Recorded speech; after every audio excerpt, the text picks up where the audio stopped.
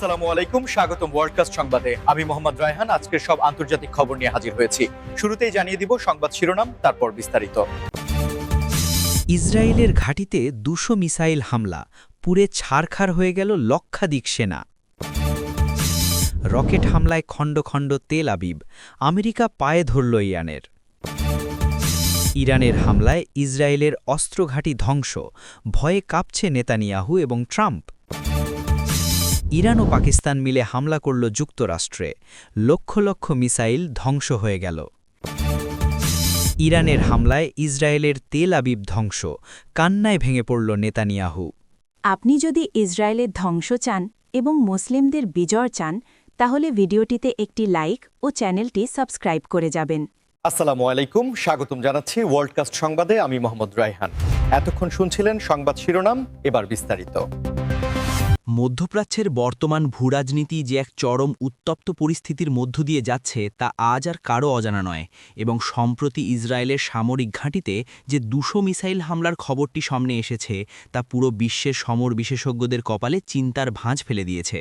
এই হামলার ব্যাপকতা কতটা ভয়াবহ হতে পারে তা কল্পনা করলেই শিউরে উঠতে হয়, কারণ বলা হচ্ছে এতে নাকি লক্ষাধিক সেনার ক্ষয়ক্ষতির সম্ভাবনা তৈরি হয়েছে। যদিও যুদ্ধের ময়দানে সঠিক পরিসংখ্যান পাওয়া সবসময়ই কঠিন হয়ে দাঁড়ায়। আপনারা জানেন যে আধুনিক যুদ্ধক্ষেত্রে মিসাইল প্রযুক্তি কতটা উন্নত হয়েছে, এবং এই ২০০টি মিসাইল যদি সত্যিই নিখুঁতভাবে তাদের লক্ষ্যবস্তুতে আঘাত এনে থাকে, তবে সেই সামরিক ঘাঁটির অবকাঠামো বলতে আর কিছুই অবশিষ্ট থাকার কথা নয়। এই হামলার পর ইসরায়েলের প্রতিরক্ষা ব্যবস্থা, বিশেষ করে তাদের বহুল আলোচিত আয়রন ডোম কতটা কার্যকর ছিল তা নিয়ে বড় ধরনের প্রশ্ন উঠতে শুরু করেছে, কারণ এত বিপুল সংখ্যক মিসাইল একসঙ্গে মোকাবিলা করা যে কোনো দেশের জন্যই একটি দুঃস্বপ্ন।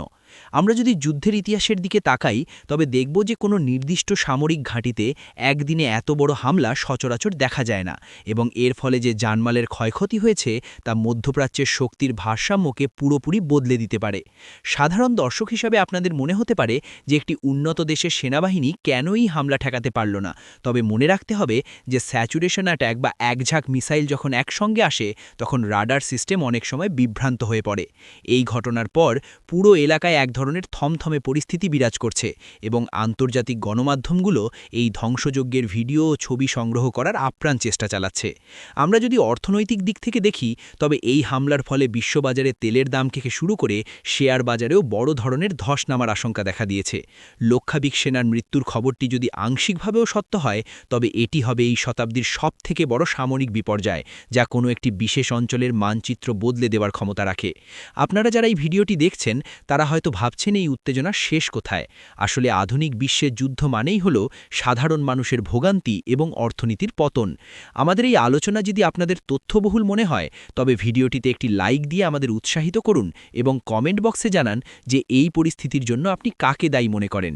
এই বিশাল হামলার পেছনে সামরিক কৌশলগত দিকগুলো বিশ্লেষণ করলে দেখা যায় যে আক্রমণকারীরা হয়তো দীর্ঘ সময় ধরে ইসরায়েলের প্রতিরক্ষা ব্যবস্থার দুর্বলতাগুলো পর্যবেক্ষণ করছিল, এবং সঠিক সময়ে তারা তাদের মরণঘাতী আঘাতটি হেনেছে। এখন দেখার বিষয় হল ইসরায়েলের জবাবে কী ধরনের পদক্ষেপ নেয়, কারণ এই ধরনের পরিস্থিতি সাধারণত একটি পূর্ণাঙ্গ যুদ্ধের দিকেই মোড় নেয়, যা পুরো পৃথিবীর শান্তি বিঘ্নিত করতে পারে।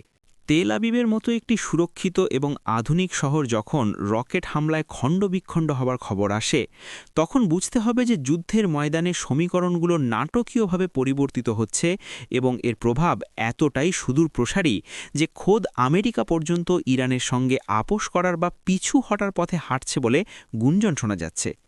তেল আবিব শুধু ইসরায়েলের একটি শহর নয়, এটি তাদের অর্থনৈতিক এবং প্রযুক্তিগত প্রাণকেন্দ্র। তাই এখানে যখন একের পর এক রকেট আঘাত হানে, তখন পুরো দেশের মনোবল ভেঙে পড়ার উপক্রম হয়। আপনারা বিভিন্ন সামাজিক মাধ্যমে নিশ্চয়ই দেখছেন যে কিভাবে আকাশচুম্বী অট্টালিকাগুলো ধুলোয় মিশে যাচ্ছে, এবং সাধারণ মানুষ আশ্রয়ের জন্য দিকবিদিক ছোটাছুটি করছে, যা সত্যি অত্যন্ত হৃদয়বিদারক। এই পরিস্থিতির মধ্যে আমেরিকার ভূমিকা নিয়ে বিশ্বজুড়ে নানা আলোচনা সমালোচনা চলছে, কারণ আমেরিকা সব সময়ই ইসরায়েলের সবথেকে বড় মিত্র হিসেবে পরিচিত। কিন্তু এবারের হামলার তীব্রতা দেখে মনে হচ্ছে যে ওয়াশিংটনও হয়তো সরাসরি সংঘাতে জড়াতে ভয় পাচ্ছে। অনেকে তো এটাকে আমেরিকা ইরানের পায়ে ধরা হিসেবেও ব্যাখ্যা করছেন, যা মূলত একটি রূপক অর্থ বহন করে, এবং এটি দ্বারা বোঝানো হচ্ছে যে সুপার পাওয়ারগুলো এখন ইরানের সামরিক সক্ষমতাকে আগের চেয়ে অনেক বেশি গুরুত্ব দিচ্ছে। কূটনৈতিক মহলে আলোচনা চলছে যে আমেরিকা পর্দার আড়ালে ইরানের সঙ্গে যুদ্ধবিরতির জন্য কোনো প্রস্তাব দিচ্ছে কিনা, কারণ ইরান এখন যে ধরনের দূরপল্লার এবং নির্ভুল মিসাইল ব্যবহার করছে তা মধ্যপ্রাচ্যে মার্কিন ঘাঁটিগুলোর জন্য বড় হুমকি। দর্শক, আপনারা কি মনে করেন, আমেরিকার এই অবস্থান কি কেবল রণকৌশল, নাকি তারা সত্যিই কোনো বড় যুদ্ধের আশঙ্কায় পিছু হচ্ছে? আপনাদের মূল্যবান মতামত আমাদের কমেন্টে জানান এবং চ্যানেলে নতুন হয়ে থাকলে সাবস্ক্রাইব করে আমাদের সাথেই থাকুন। রকেট হামলায় তেল আবিবের ধ্বংসস্তূপ এখন আধুনিক যুদ্ধের ভয়াবহতার এক জ্বলজ্জন্ত প্রমাণ হয়ে দাঁড়িয়েছে, এবং এই ঘটনা প্রমাণ করে যে প্রযুক্তির দিক থেকে এগিয়ে থাকলেও কোনো শহরই এখন আর পুরোপুরি নিরাপদ নয়। ইরান যেভাবে এই হামলায় নিজেদের শ্রেষ্ঠত্ব প্রমাণ করেছে, তাতে করে আরব দেশগুলোর মধ্যেও নতুন করে মেরুকরণ শুরু হতে পারে। আমেরিকা হয়তো বুঝতে পারছে যে এই মুহূর্তে মধ্যপ্রাচ্যে সরাসরি যুদ্ধে জড়ানো মানেই হল নিজেদের অর্থনীতিকে আরও ঝুঁকির মুখে ফেলা, তাই তারা হয়তো আলোচনার মাধ্যমেই এই সংকটের সমাধান খুঁজছে। তবে তেল আবিবের সাধারণ মানুষের জন্য এই সময়টা খুবই কঠিন, এবং সেখানে যে মানবিক বিপর্যয়ের সৃষ্টি হয়েছে তা নিরসনে বিশ্ব নেতাদের দ্রুত পদক্ষেপ নেওয়া প্রয়োজন বলে আমরা মনে করি। এই সংঘাতের রেশ কতদূর গড়ায় এবং আমেরিকা শেষ পর্যন্ত কী ধরনের কূটনৈতিক চাল খেলে তা দেখার জন্য আমাদের গভীর নজর রাখতে হবে প্রতিটি মুহূর্তের খবরের ওপর। ইসরায়েলের অস্ত্রগুদাম বা সামরিক অস্ত্রের বড় ঘাঁটি যখন ইরানের নিখুঁত হামলায় ধ্বংস হয়ে যায়, তখন স্বাভাবিকভাবেই নেতানিয়াহু এবং ট্রাম্পের মতো নেতাদের কপালে চিন্তার রেখা ফুটে ওঠে। কারণ একটি দেশের সামরিক শক্তি তার অস্ত্রাগারের উপরই নির্ভর করে। ইরান এবার যে ধরনের ড্রোন এবং ব্যালিস্টিক মিসাইল ব্যবহার করেছে তা ইসরায়েলের গোয়েন্দা সংস্থা মোসাদের নজর এড়িয়ে কীভাবে লক্ষ্যবস্তুতে পৌঁছালো সেটি এখন বড় গবেষণার বিষয় হয়ে দাঁড়িয়েছে। আপনারা জানেন যে ডোনাল্ড ট্রাম্প সবসময়ই ইরানের বিরুদ্ধে কঠোর অবস্থান নেয়ার কথা বলে এসেছেন, কিন্তু বর্তমান পরিস্থিতিতে তার সেই আক্রমণাত্মক মেজাজ কিছুটা হলেও স্থিমিত বলে মনে হচ্ছে, কারণ ইরান তাদের শক্তির মহড়া সরাসরি ইসরায়েলের মাটিতে দেখিয়ে দিয়েছে। নেতানিয়াহুর সরকার এখন অভ্যন্তরীণ এবং বাহ্যিক উভয় দিক থেকেই প্রচণ্ড চাপের মুখে রয়েছে। একদিকে যেমন দেশের সাধারণ মানুষের নিরাপত্তা নিশ্চিত করার তাগিদ, অন্যদিকে ধ্বংস হওয়া সামরিক অবকাঠামো পুনর্গঠনের বিশাল চ্যালেঞ্জ। এই হামলার ফলে ইসরায়েলের যে পরিমাণ অস্ত্রের ক্ষতি হয়েছে তা পূরণ করতে হয়তো বছরের পর বছর সময় লেগে যাবে, এবং এই সুযোগে আঞ্চলিক অন্য শক্তিগুলো আরও সক্রিয় হয়ে উঠতে পারে। আমরা যদি গত কয়েক দশকের প্রেক্ষাপট বিশ্লেষণ করি, তবে দেখব যে ইরান এবং ইসরায়েলের মধ্যে এই ছায়াযুদ্ধ এখন সরাসরি যুদ্ধে রূপ নিয়েছে, এবং ইরান খুব সুকৌশলে তাদের লক্ষ্যগুলো ভেদ করছে। এই ধরনের পরিস্থিতিতে নেতানিয়াহু এবং ট্রাম্পের মতো ঝানু রাজনীতিবিদদেরও অনেক সময় পরিস্থিতির কাছে নতি স্বীকার করতে হয়, কারণ আধুনিক যুদ্ধ মানেই হল কেবল অস্ত্রের লড়াই নয়, বরং স্নায়ুযুদ্ধের এক চরম পরীক্ষা। দর্শক, আপনাদের কাছে কি মনে হয়, নেতানিয়াহু কি পারবেন এই বিপর্যয় কাটিয়ে উঠতে, নাকি ইরানের এই হামলা ইসরায়েলের অপরাজেয় ভাবমূর্তিকে চিরতরে ধুলোয় মিশিয়ে দিয়েছে? আমাদের ভিডিওটি শেয়ার করে অন্যদেরও জানার সুযোগ করে দিন, এবং এই গুরুত্বপূর্ণ বিষয়ে আপনার চিন্তাগুলো আমাদের লিখে জানান। ইরানের এই সামরিক সাফল্য কেবল তাদের নিজের জন্য নয়, বরং এই অঞ্চলের প্রতিরোধ যোদ্ধাদের কাছে একটি বড় বার্তা হিসেবে কাজ করছে যে সঠিক পরিকল্পনা থাকলে বড় শক্তিকেও কুপকাপ করা সম্ভব। এই উত্তেজনাকর পরিস্থিতির মাঝে ট্রাম্পের ভবিষ্যৎ রাজনৈতিক চালগুলো কি হতে পারে তা নিয়েও নানা জল্পনা কল্পনা চলছে, কারণ তিনি জানেন যে ইরানের সঙ্গে পূর্ণাঙ্গ যুদ্ধ মানেই হল বিশ্বজুড়ে এক ভয়াবহ অস্থিরতা তৈরি করা। সুতরাং ভয়ের এই পরিবেশ কেবল ব্যক্তিগত নয়, বরং এটি একটি রাজনৈতিক এবং কৌশলগত ভীতি যা বর্তমানে পশ্চিমা বিশ্বের অনেক নেতার মধ্যেই স্পষ্টভাবে ফুটে উঠছে, এবং এর ফলাফল আমরা আগামী দিনগুলোতে আরও পরিষ্কারভাবে দেখতে পাব।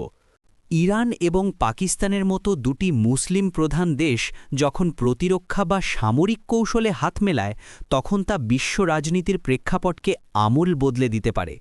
এবং সম্প্রতি যুক্তরাষ্ট্রে লক্ষ লক্ষ মিসাইল ধ্বংস হওয়ার যে দাবিগুলো শোনা যাচ্ছে তা আন্তর্জাতিক মহলে এক বিশাল চাঞ্চল্যের সৃষ্টি করেছে। পাকিস্তান একটি পারমাণবিক শক্তিধর দেশ এবং ইরানের রয়েছে শক্তিশালী মিসাইল প্রযুক্তি, তাই এই দুই শক্তির সমন্বয় যদি সত্যি ঘটে থাকে তবে তা যে কোনো পরাশক্তির জন্যই একটি বড় চ্যালেঞ্জ হবে, তাতে কোনো সন্দেহ নেই।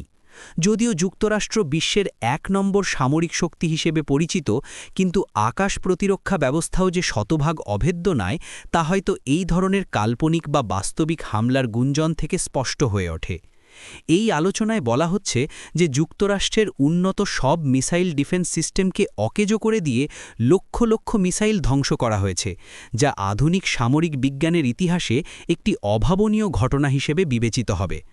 আমাদের মনে রাখতে হবে যে আমেরিকা দীর্ঘদিন ধরে মধ্যপ্রাচ্য এবং দক্ষিণ এশিয়ায় নিজেদের আধিপত্য বজায় রেখেছে, কিন্তু ইরান ও পাকিস্তানের সম্ভাব্য এই জোট সেই আধিপত্যকে সরাসরি চ্যালেঞ্জ জানাচ্ছে। আপনারা যারা প্রতিরক্ষা বিষয়ক খবর পছন্দ করেন তারা হয়তো জানেন যে থার্ড বা প্যাট্রিয়েট মিসাইল সিস্টেম কতটা শক্তিশালী, কিন্তু প্রযুক্তির লড়াইয়ে সবসময়ই নতুন কিছু আবিষ্কৃত হয় যা পুরনো ব্যবস্থাকে হার মানাতে পারে। এই ধরনের খবরের সত্যতা নিয়ে অনেক বিতর্ক থাকতে পারে, তবে এটি যে বিশ্বজুড়ে এক ধরনের মনস্তাত্ত্বিক যুদ্ধ বা প্রোপাগান্ডা তৈরি করেছে তা অস্বীকার করার উপায় নেই। দর্শক, আপনি কি বিশ্বাস করেন যে ইরান ও পাকিস্তান মিলে সত্যিই যুক্তরাষ্ট্রের মতো শক্তিশালী দেশের প্রতিরক্ষা ব্যবস্থা ভেঙে দিতে পারে? আপনাদের মন্তব্য আমাদের কাছে অত্যন্ত গুরুত্বপূর্ণ, তাই ঝটপট লিখে ফেলুন কমেন্ট বক্সে। আমরা যদি ভূ-রাজনীতির দিকে তাকাই তবে দেখব যে চীন এবং রাশিয়ার সমর্থিত এই ব্লকটি ধীরে ধীরে আরও শক্তিশালী হচ্ছে, যা সরাসরি ওয়াশিংটনকে চাপের মুখে রাখছে। এই উত্তপ্ত পরিস্থিতিতে প্রতিটি দেশই তাদের সামরিক সক্ষমতা বৃদ্ধির প্রতিযোগিতায় নেমেছে এবং এর ফলে সাধারণ মানুষের মনে এক ধরনের আশঙ্কার সৃষ্টি হয়েছে যে পৃথিবী হয়তো আরেকটি বড় যুদ্ধের দিকে এগিয়ে যাচ্ছে। তবে আমাদের প্রত্যাশা থাকবে যে শক্তির লড়াই যেন কেবল প্রদর্শনীতেই সীমাবদ্ধ থাকে এবং সাধারণ মানুষের জীবন যেন কোনোভাবেই বিপন্ন না হয়, কারণ যুদ্ধ কখনোই কোনো স্থায়ী সমাধান নিয়ে আসে না। ইরানের আকস্মিক এবং ভয়াবহ হামলায় ইসরায়েলের প্রাণকেন্দ্র তেল আবিব ধ্বংসস্তূপে পরিণত হওয়ার সংবাদটি এখন বিশ্বজুড়ে মানুষের মুখে মুখে, এবং এই খবরটি শোনার পর খোদ নেতানিয়াহুর কান্নায় ভেঙে পড়ার বিষয়টি মানুষের মনে গভীর প্রভাব ফেলেছে। তেল আবিবের মতো একটি শহর যেখানে আধুনিক স্থাপত্য আর বিলাসবহুল জীবনের মিশেল ছিল, সেখানে এখন কেবল হাহাকার আর ধ্বংসের চিহ্ন দেখা যাচ্ছে, যা যুদ্ধের চরম নিষ্ঠুরতাকে আমাদের সামনে তুলে ধরছে। একজন রাষ্ট্রপ্রধান যখন প্রকাশ্যে ভেঙে পড়েন তখন বুঝতে হবে যে পরিস্থিতির নিয়ন্ত্রণ হয়তো তার হাতের বাইরে চলে গেছে এবং ক্ষয়ক্ষতির পরিমাণ এতটাই বিশাল যে তা সামাল দেওয়া অসম্ভব হয়ে পড়ছে। ইরানের এই হামলা মূলত তাদের সামরিক শক্তির এক চূড়ান্ত বহিঃপ্রকাশ, যেখানে তারা প্রমাণ করেছে যে তারা ইসরায়েলের যে কোনো প্রান্তে পৌঁছানোর ক্ষমতা রাখে। তেল আবিবের সাধারণ মানুষ যারা শান্তিতে বসবাস করছিল তাদের জীবন এখন এক অনিশ্চিত অন্ধকারের দিকে চলে গেছে এবং এই মানবিক বিপর্যয় দেখে বিশ্ববিবেক স্তব্ধ হয়ে পড়েছে। আপনারা হয়তো টেলিভিশনের পর্দায় দেখছেন যে কিভাবে একের পর এক রকেট আকাশ চিরে এসে তেল আবিবের বুক চিরে দিচ্ছে এবং প্রতিটা বিস্ফোরণের শব্দে কেঁপে উঠছে পুরো এলাকা। নেতানিয়াহুর এই আবেগপ্রবণ হওয়ার পেছনে কেবল রাজনৈতিক কারণ নেই, বরং সাধারণ নাগরিকদের প্রাণহানি এবং দেশের গর্বের শহরটি ধ্বংস হওয়া তাকে মানসিকভাবে বিপর্যস্ত করে তুলেছে। দর্শক, এই কঠিন সময়ে আপনার কি মনে হয়, যুদ্ধের মাধ্যমে কি আদৌ কোনো সমস্যার সমাধান সম্ভব, নাকি আলোচনার মাধ্যমেই এই সংকট মেটানো উচিত? আমাদের এই বিশেষ নিউজ রিপোর্টটি ভালো লাগলে লাইক দিন এবং এই ধরনের নিয়মিত আপডেট পেতে আমাদের চ্যানেলটি সাবস্ক্রাইব করে বেল আইকনটি চেপে দিন, যাতে কোনো গুরুত্বপূর্ণ খবর আপনার মিস না হয়। ইরানের এই আগ্রাসী নীতি এবং ইসরায়েলের পাল্টা জবাব দেওয়ার সম্ভাবনা পুরো বিশ্বকে এক অনিশ্চয়তার দিকে ঠেলে দিচ্ছে, যেখানে কেবল সাধারণ মানুষেরই রক্ত ঝরছে। আমরা চাই এই ধ্বংসলীলা বন্ধ হোক এবং বিশ্ব নেতারা দ্রুত একটি কার্যকরী সিদ্ধান্তে পৌঁছন, যাতে করে আর কোনো শহরকে ধ্বংসস্তূপে পরিণত হতে না হয় এবং আর কোনো নেতাকে যেন অসহায়ভাবে চোখের জল ফেলতে না হয়। ধন্যবাদ আমাদের সাথে থাকার জন্য, এবং মনে রাখবেন, সঠিক তথ্যই আমাদের সচেতন করে তুলতে পারে। আজকের মতো এখানেই শেষ করছি। দেখা হবে পরবর্তী ভিডিওতে অন্য কোনো গুরুত্বপূর্ণ খবরের বিস্তারিত নিয়ে। ভালো থাকবেন এবং সুস্থ থাকবেন।